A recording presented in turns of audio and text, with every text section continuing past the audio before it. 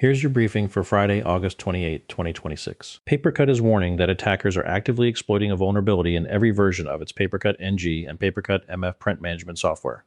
There are confirmed customer incidents, including at a university, and the company is treating this as an emergency. If your application server is on the public internet, lock the web interface down to trusted IP addresses right now. Emergency patches are out for versions 24, 25, and 26, with Huntress and Watchtower helping harden the second release. PaperCut is not saying how the flaw works or who is behind it, but we have seen this movie. In 2023, PaperCut bugs were used to drop clop and lockbit. Take the patch, pull the server off the internet, and check those logs. ServiceNow shipped fixes for 4 bugs in the ServiceNow AI platform, and 3 of them scored a perfect 10 on CVSS.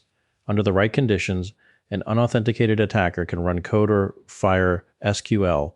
Hosted instances got the update. Automatically self-hosted customers and partners are on their own clock. The 3 10s cover unauthenticated code execution, broken access control, and SQL injection. ServiceNow says it is not seeing exploitation yet.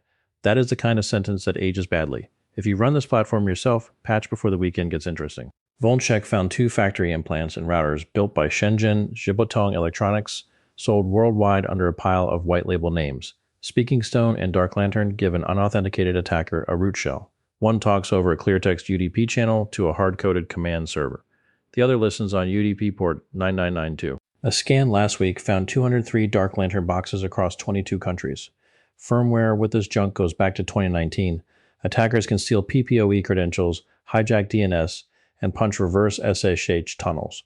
There's no clean vendor patch story here. If you bought a cheap OpenWRT looking router from a brand you cannot pronounce, replace it. Researchers scanned thousands of company sites and found more than 100 LMS TXT files that told AI coding agents to pull software that nobody had actually published. After they claimed a few of those empty names, machines at Fortune 500 firms reached out within an hour.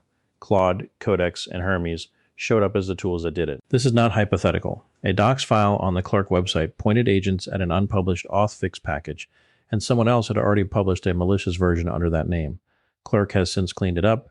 Agents treat vendor docs as gospel, and endpoint tools just see a developer installing software. The docs themselves became the payload. A federal judge in California has vacated Defense Secretary Pete Hegseth's move to brand Anthropic a national security supply chain risk.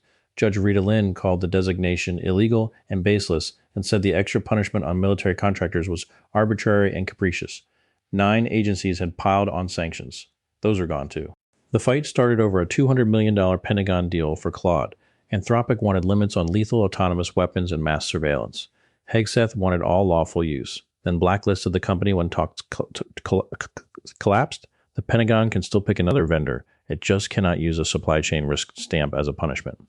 Anthropic says it still wants to work with the government. The DC case continues. Print servers under active attack. An IT platform with 3 perfect 10s, routers that shipped with a backdoor, agents installing ghost packages, and a courtroom fight over who gets to put AI on a kill chain. The common thread is trust. We never actually verified. That's the briefing. Stay sharp, keep your systems patched, and we'll see you tomorrow.